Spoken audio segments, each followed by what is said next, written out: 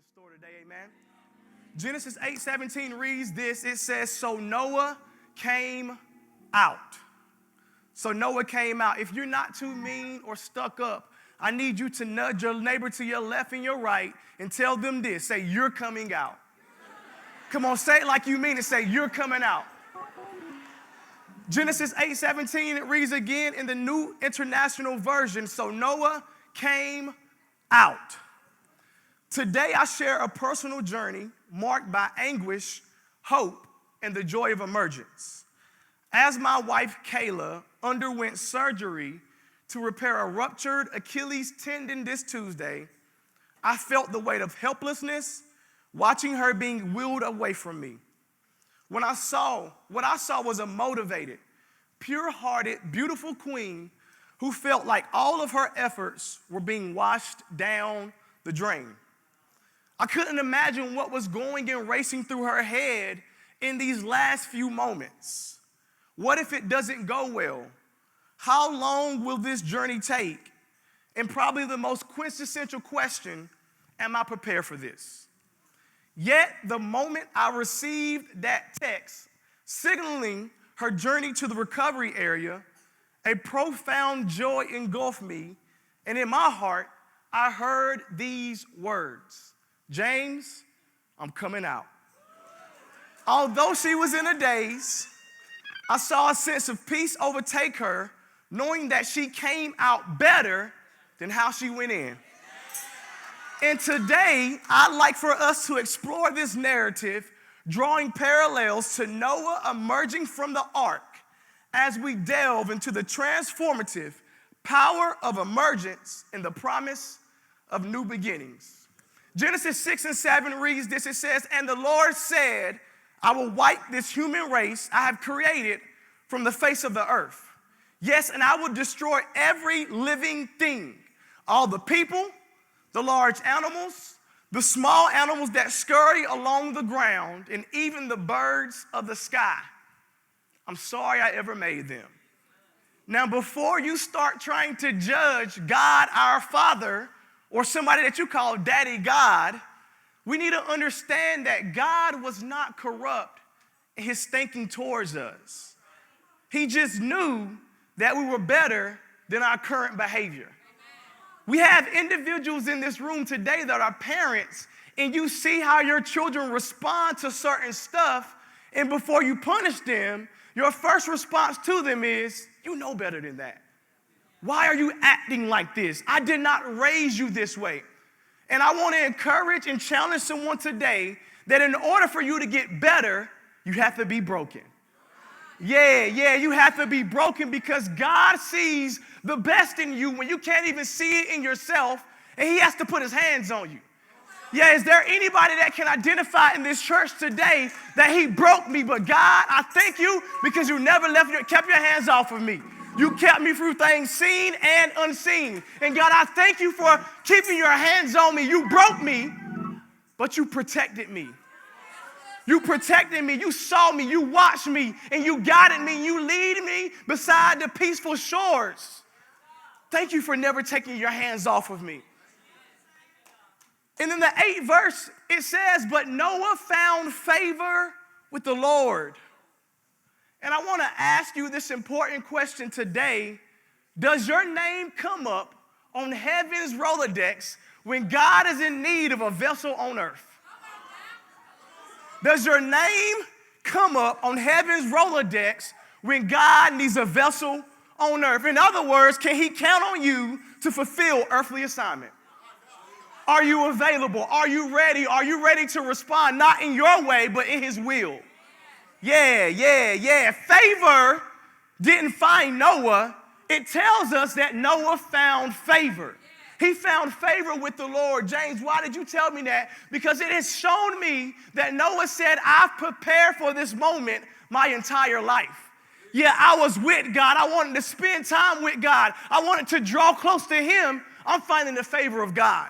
What is favor? I'm glad you asked me. Favor is undeserved, irrational, unexplainable, preferential treatment. Undeserved, irrational, unexplainable, preferential treatment. Do I have anybody in this place today that went to a job interview and you got the job? Their resume was better than yours, but God said, you are special, you are my son, you are my daughter, and I have my hands on you.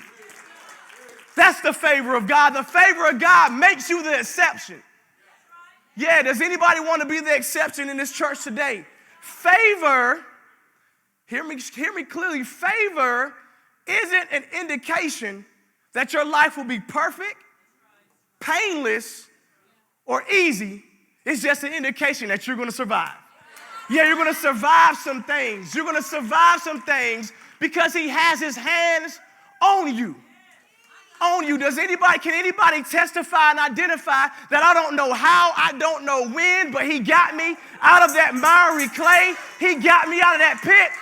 It wasn't my saving, it wasn't my grace, but it was the favor of God.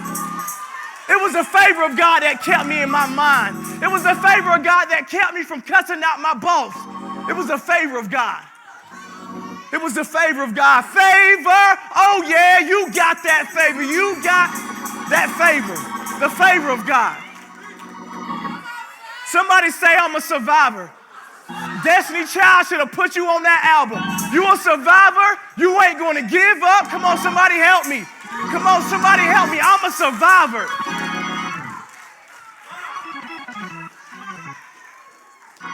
Valerie, you might as well get some shirts made today, baby. You need to tell them right now that I'm a survivor. And many of you are sitting in the seat right now trying to ask this question: how can I position myself to be in the company of God's favor? I'm so glad that you asked me. Number one, in order for you to accompany or be in the company of God's favor, you have to be an obedient servant. Yeah, you don't want to hear that. You have to be an obedient servant. In Genesis 6:14, it says, build a large boat. Build a large boat. John Bevere puts it this way in the Awe of God. This is a book I'm telling you that you need to put in your archives. He says the evidence of holy fear is obedience, which entails both a right attitude and follow through in action, no matter the circumstances.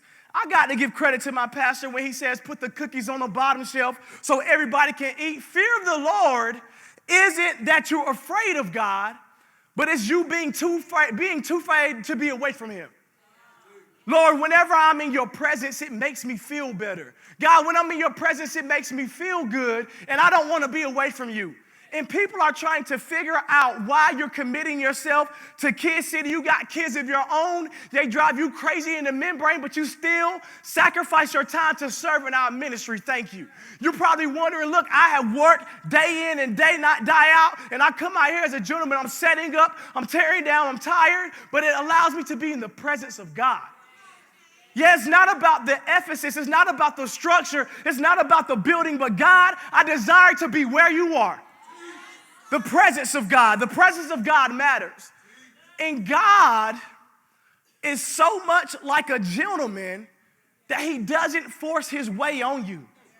He's not a Pharaoh. He's not telling you what you should do, but he's saying, I want to provide options for you. Joshua said, choose this day who you're going to serve. And I believe right now that we have to understand that where you are currently is what you decided to settle in. Y'all didn't like that. I knew I was going to step on some toes. Where you are currently is where you decided to settle in. Want a mediocre life? Settle in mediocrity. Want an okay life? Settle in okay life. You want big, great, and everything that God has for you? Dream big. He tells Noah that I want you to build a large boat.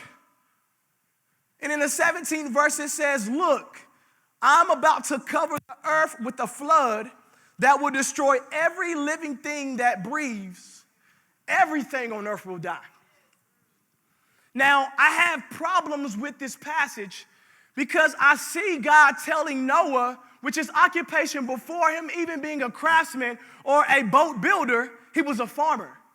So God is telling somebody that has no knowledge to build a boat. Build a boat for a flood.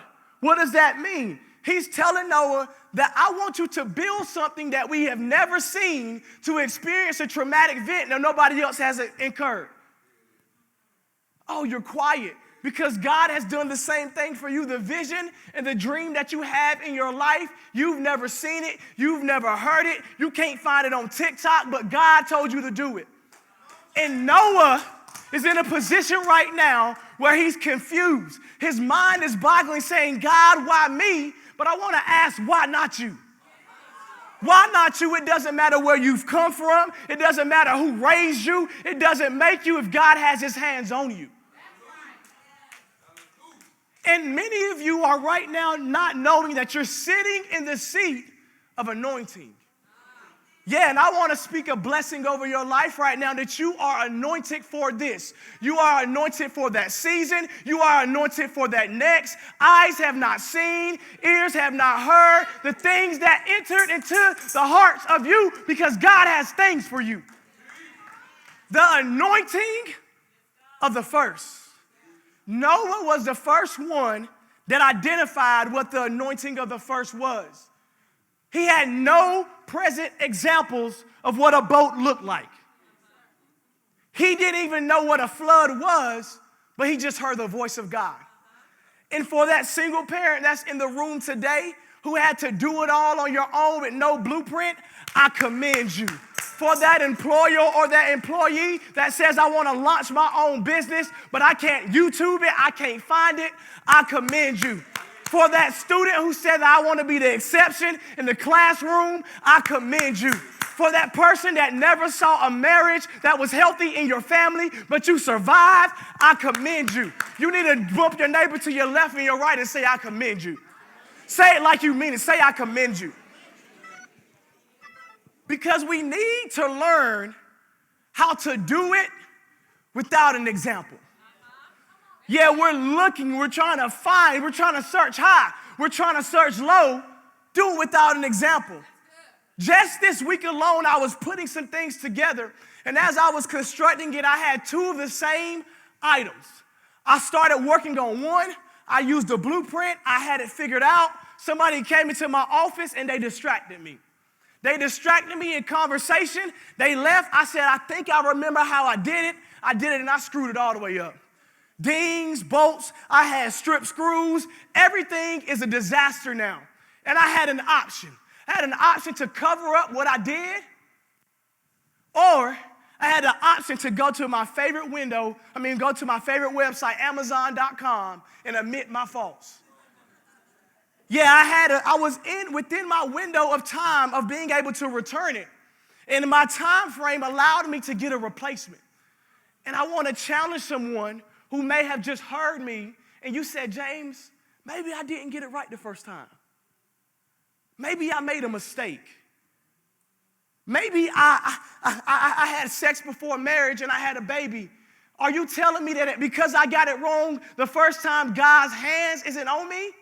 Absolutely not. Because Noah realized this. He says, although I may get it wrong, I'm going to listen to his still small voice and I'm going to build anyway.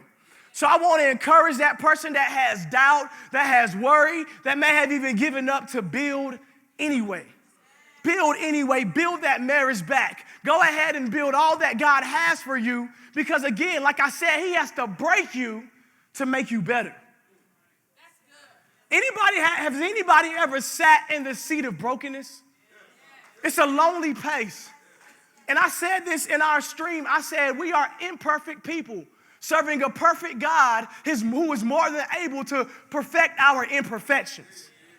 It's okay being able to sit in this seat because God's hands and will is on you. And what the enemy meant for evil, God turns it around for our good. And I want you to listen up. When you're building, you have to understand that you're going to have to figure out how to balance both hands. Yeah, you're on your job and you're working for a man, but you know that God has given you a plan.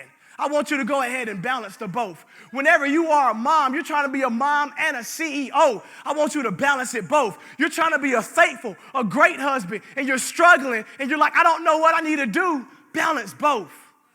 God is the greatest balancer of them all. And God has showed me in this particular passage of text that his blueprints puts you at an advantage of getting it right the first time. Can you imagine Noah being in this place and he's saying, God, you're telling me to build a boat. You're giving me these instructions, and all humanity is depending on me. And do I have a mom or do I have a dad that is sitting right now and you're trying the best you can to be the best parent, to show up for your kids, to be present in your relationships, to serve your local church, but life is hard. I've never seen life being as difficult as it is right now. We're not only fighting against flesh and blood, but we're fighting against principalities. We're fighting against it all. It's like we're getting hit left and right, and oftentimes we don't know what to do. Run back to the first love. So in order for us to be able to be in the company of God's favor, not only is it obedient service, but it's selfless sacrifice. Because in the 18th verse, we are reminded, it says, but I will confirm my covenant with you. So enter the boat, you and your wife and your sons and their wives. I already told you that the favor in the hand of God was only on this particular set of children, Noah and his family. And can you imagine all of the murmurs all the rumors and everything else that people were saying because they couldn't identify with what Noah was building? What Noah was building, he was building something to be able to save humanity, but they couldn't understand it. And I want to encourage you that when God gives you a vision, everybody can't understand it. It can't be explained, it only can be experienced. And I want you to tell the next person that talks about you, you need to say that while I'm working, you're watching, but while I'm wondering, he's working. He's a working God. He's an on-time God. He may not come when you want it, but he's going to be there on time. He's an on-time God. Yes, he is. Yeah, you're not worried about it because God has his hands on you. And I wonder, the way my mind is wired, Noah, were you overwhelmed? Were you frustrated? You had nobody else. Were you lonely? But the challenge that Noah had was, he says, I can't miss God in this season in the details. Yeah, I can't get distracted with what they're saying. I can't get distracted with them over my back talking about me. I have to stay focused. I'm staying focused in this season, and I'm going to fixate my ears and my eyes to the hills of the cross. Because it's the cross that has saved me. It's the cross that keeps me. And I don't want you to miss God in these details. Because if you go in Genesis 6 and 7, it tells you how he was supposed to construct this ark. It tells him it needs to be a certain height. It needs to be a certain width. He needs to use certain wood. Only a certain amount of people can go in with him and animals. But what would have happened if he missed God in the details? He would have had unexpected people on his boat. And do you know that I believe that God was so smart and so wise and so knowledgeable in what he did? He says, this is a weight limit, and all the people that you want to go can't go with you. Yeah. We all know about our Auntie Sherry Berry. Yeah, the elevator lady, that's all we know her about. I don't know who the other guy is. You don't count, bruh. Do you know every time I go somewhere to a hotel, the one thing that bothers me is when a bunch of people jump on the elevator. I'm like, y'all know it's COVID still. We still in COVID season. We in flu season. We in stomach bug season. All of that stuff. But you're bringing people who are on this elevator that shouldn't be. And because of this weight limit and this capacity that it can handle, are we going to have issues being stuck? And if Noah would have brought all of these individuals on that he desired to bring on, I guarantee you that he would have sunk and not survived. So what I want you to do this week, I want you to go back and look at the details. I want you to go and look at it and say, did God tell me that they can go with me in this season? Are they toxic people that's making me frustrated? Are there people that I can't handle? Are there things that I'm doing and I'm getting myself into that shouldn't be? Throw it overboard. throw it overboard. It's not worth it. I've survived so much so God has his hand on me, and you're not going to do anything to stop me from getting to the promised land. And in the first verse of chapter 7, it says, when everything was ready, the Lord said to Noah, go into the boat with all of your family, for among all the people of the earth, I can see that you alone are righteous. Have you ever gotten a vision? God was country, I'm sorry, Jennifer. Have you ever received a promise from God? And while you receive this promise from God, other people are trying to understand why God has his hand on you. God, why me? Anybody that's anointed, somebody said it this week, like, prophets don't desire to see things. Nobody signs up for this platform. Some people sign up for this platform, but people who have a humble heart don't sign up for this. God, you're making me see things that I don't want to see. I just want to live my life, and I want to challenge and encourage you today that you're special. You're special. You're sitting in your seat trying to figure out how. How am I special? Because you're a king's kid. You're a child of God. Yes, you may feel like you have done wrong. You may feel like you haven't dotted every I and crossed every T, but you're special. And Noah had to realize, I'm different. I'm different. God, you have your hands on me, and that's acceptable. God, you have this place for me. I'm going to receive all that you have for me. And here's the good part. We're going to jump down to the 16th verse. It says, the animals going in were male and female of every living thing. As God had commanded, then the Lord shut them in. He shut them in. And that's the key to today's text, that Noah realized that where I was at is not where I'm going, but I can't see where I'm going. I can't see the direction that God has me in, and God, I see it as a prison. But God is like, baby, I don't want you to see it as a prison. You need to see it as a promise. Yeah, he shut the door on him. Can you imagine in life how many times the door closed on you and you couldn't figure out why? You did everything in your power to get to this point, and the door closed on you. It closed on your job. It closed on your marriage. It closed in your finances. It closed in your kids. And you felt like God has abandoned you. And not only are we looking at selfless sacrifice, we have to say that, God, in order for me to be in the company of your favor, I need to be committed. How can you be committed to a place? How can you be committed to a person? How can you be committed to a thing, but you can't see the end? Because when you look in this particular text, it tells you that there were only two things that allowed him to see on the outside. It was a door and it was a window. It was a 3-level boat. And the only thing that he had was a door and a window.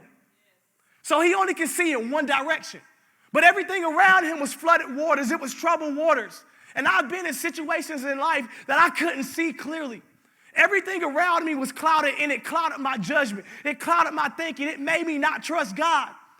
But you have to be committed to the cause of the covenant. And the way God works is God is saying that I'm giving you a promise even before I take you through the journey. And oftentimes we run and we forget about the promise because we see what surrounds us. And in the 23rd verse, it says, God wiped out every living thing on earth.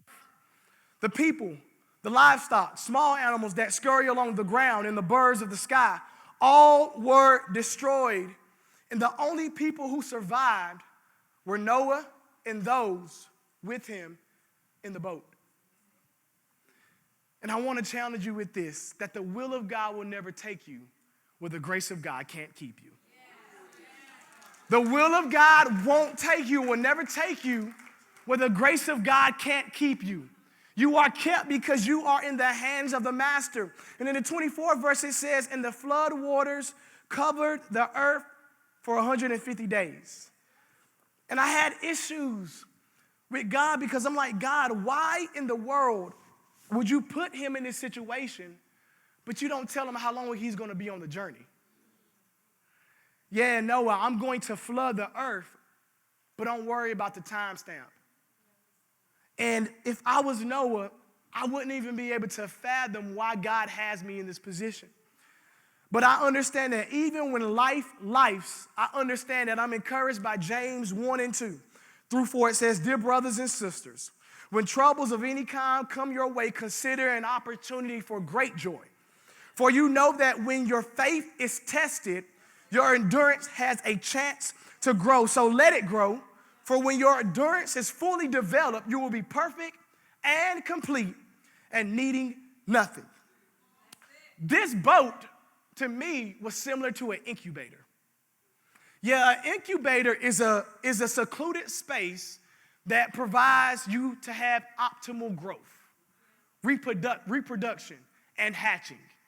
And I was asking Kayla the other day, I said, "Kayla, do you remember in 2017, September the 1st, 2017, after Morgan was born, she was placed in an incubator. 2 pounds, 11 ounces, placed in an incubator. This was an optimal place that we did not understand. It looked like a cage to us, but it was growth for her. In this incubator, they had lights on her. They had her hooked up to different types of tubes, and we could not touch her. Only the doctor's hands could be on her. And this particular special place was a prison to us, but when we look at her now, she's the promises of God. When we named her Morgan Faith Jones. Didn't know that the middle name was going to push us in the season that we needed it most. And even in this incubator season, we could not understand it. We said, "God, we try to serve you faithfully. Why do you have us here?" But the place that God has you is for you.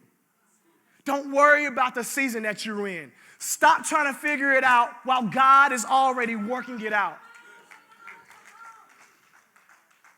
And we're almost there in the first verse of the 8th chapter of Genesis. It says, "But God remembered Noah." Verse 2, it tells us that the waters stopped. Verse 4, it says the boat came to rest. Verse 5 says the mountains became visible. Noah now is at a place in his life where he can see the end. Where he can say, "God, you made this commitment and promise to me, and I can see the greener grass on the other side." And I want to encourage you and I want to speak over your life that gone are the forgotten days. God is a God of recompense. God is going to restore everything that the cankerworm tried to take from you. You're going to be restored in your health. You're going to be restored with your money. You're going to be restored in your marriage. You're going to be restored in your relationship with your kids. God is going to take back everything the devil stole. The God of recompense. And Noah, I know it with the shadow of a doubt. Noah said that whenever I'm in the company of God, what becomes worry to others is now rest for me. Because he was able to see that God told me that this flood was going to come. It was going to destroy all of this, but God, you allowed me to survive. And I was once worried, but now I can trust and rest in your promises. And I want to challenge you that you survive more than you know. When you look back over your life and you see where the Lord has brought you from and what he's brought you through, you can say, "God, danger seen and unseen, but I'm still here by the grace of God. By the grace of God. By the grace of God, I'm still here. By the grace of God." And in the 6th through 9th verse, it's a long passage. I want to give it to you, and when we're done, you can give me some elevator music. And it says, "After another 40 days, Noah opened the window he made in the boat, and he released the raven. The bird flew back and forth until the flood waters on the earth had dried up. He also released the dove to see if the water had receded. He couldn't find dry ground. But the dove could find no place to land because the water still covered the ground. So it returned to the boat, and Noah held out his hand and drew the dove back inside." And I understand that we are coming off of our fast, and I have one question for you today. In this next season that God has you in, are you going to be a raven or are you going to be a dove? Because a raven finds fulfillment feeding on garbage and carcasses, dead things. And I believe that the season that you're in, you can't return to it. You can't return to the former things. You can't return to the old things. You're too good and you're too responsible and too mature in your faith to go back. Are you going to be a raven or are you going to be a dove? Because the difference between a raven and a dove, a raven then returns to garbage. A dove understands that I can't find rest in death. It doesn't satisfy my soul. So the only way I'm going to find rest is whenever I see the waters recede, because this is resurrection ground. This is a sacred place. And as we journey a little bit more in this particular chapter, you find that he released the dove again, and it never returned. Because the dove understood that in this season, I need to be in the proximity of God. It's not time for me to go back. And you sacrificed for 21 days.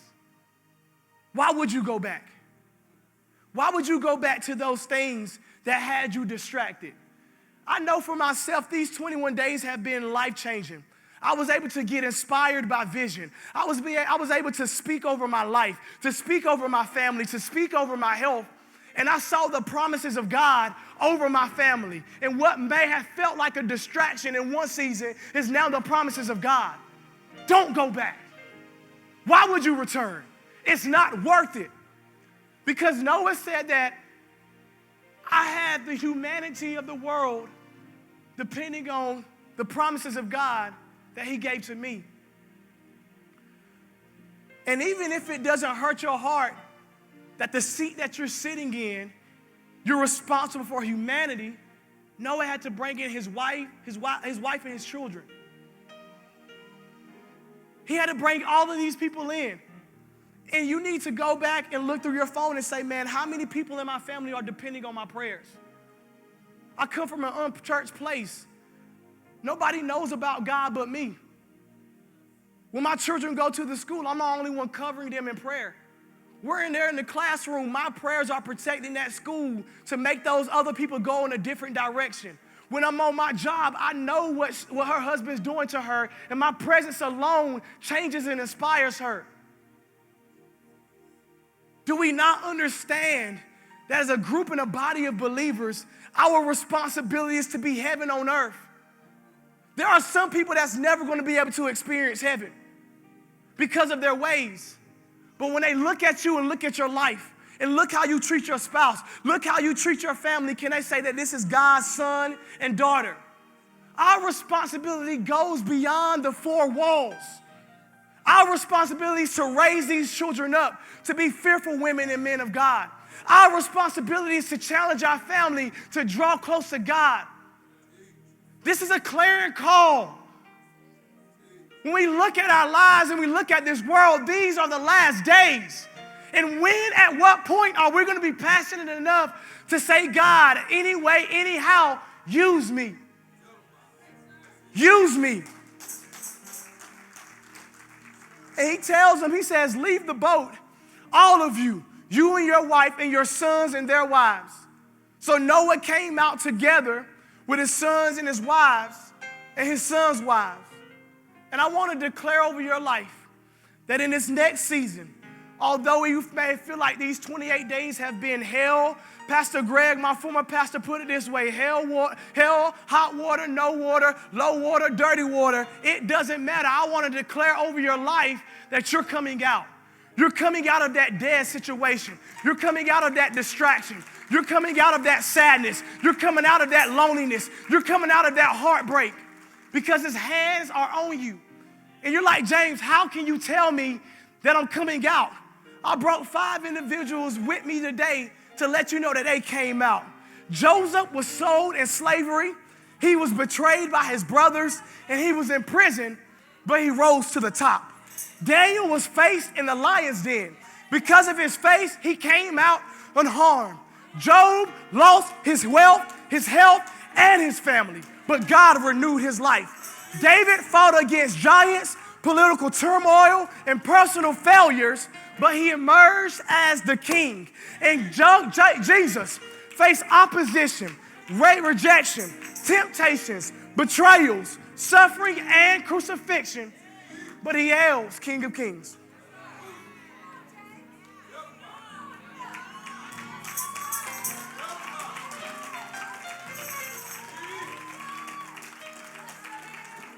And you're clapping, but that is great. But I want you to go ahead and give a round of applause for yourself. You thought it was about Jacob. You thought it was about Joseph. You thought it was about David. You thought it was about Jesus. But I want you to look back over your life and see how far the Lord has brought you. Insert your name in the story and say, God, you brought me out of this. God, you brought me from a mighty long way. And all I need to say, thanks be to God for the great things he has done. Come on, you should be going crazy. You should be going cuckoo for Cocoa Puffs because he has his hand on you. The devil cannot hold you. The devil cannot stop you. You are a king's kid.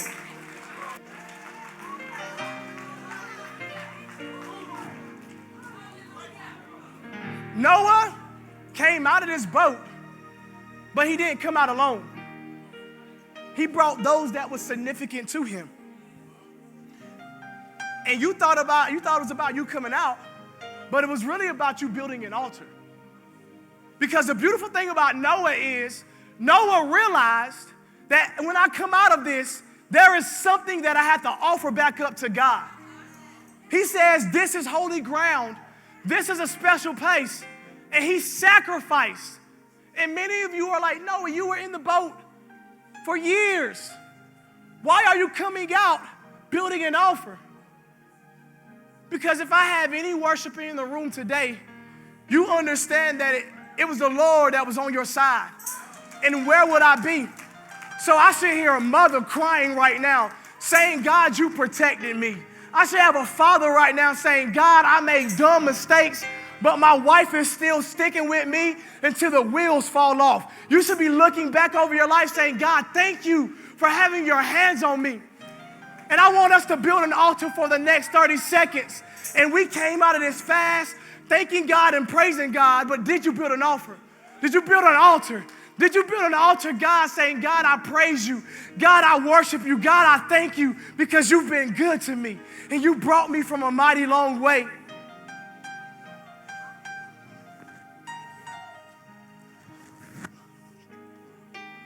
God was pleased more with the heart of Noah's sacrifice than the smell. He says, Noah, I see your heart. And because I see your heart, I'm proud of you. And if I can encourage you today that he's not done with you yet, that there is more to the story. Yeah, you thought that it was the end, but that was a period to the former chapters. Because I believe that God has something great, God has something special over your life. And if God doesn't do it for me, I pray he does it for you. I pray he does it down your road. I pray that he does it for your family. I pray that he does it for your kids. He's not done with you. The story has just begun.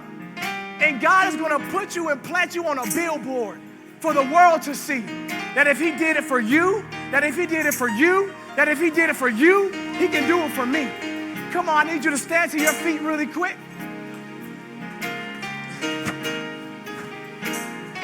I understand that today was an assignment for your life. And there are three people that are in this room today, or three groups of people in this room today that I believe that I'm speaking over. Number one, you are a person that says, I need partnership with the Savior. You're trying to do it on your own, and it's not working. God guaranteed it, but you can't see it. Number two, you are a person that says, I need somebody to pull me in on this boat. I feel like my boat has sunk. I feel like I'm sinking deep in sin. And in this boat, there's a group of committed community individuals that can help me out. And then there's one more group of people that says that, James, in this season, I need accountability. I can't fight on my own. It's tough, it's difficult, and I need some assistance. Listen, we've come out this fast clapping. We've come out this fast rejoicing, but some people just need a touch. And what I want to do is as our spiritual leaders come, man, I want to challenge you that if this message spoke to you any kind of way, man, I urge you to come to this altar to get what you need. This place right here saved my life. This place right here gave me a renewed mind. This place right here pushed my faith. And if I can have individuals here today that can help me get to that place, I'm going to rejoice. So at the count of 3, as we clap our hands and rejoice for the lives that will be changed, for the lives that will be set free, that God is going to do it. The word says, who the Son sets free is free indeed. So 1, come on, let's keep clapping. God, we thank you. God, we honor you. 2, 3. The altar is open for you. There's more to the story.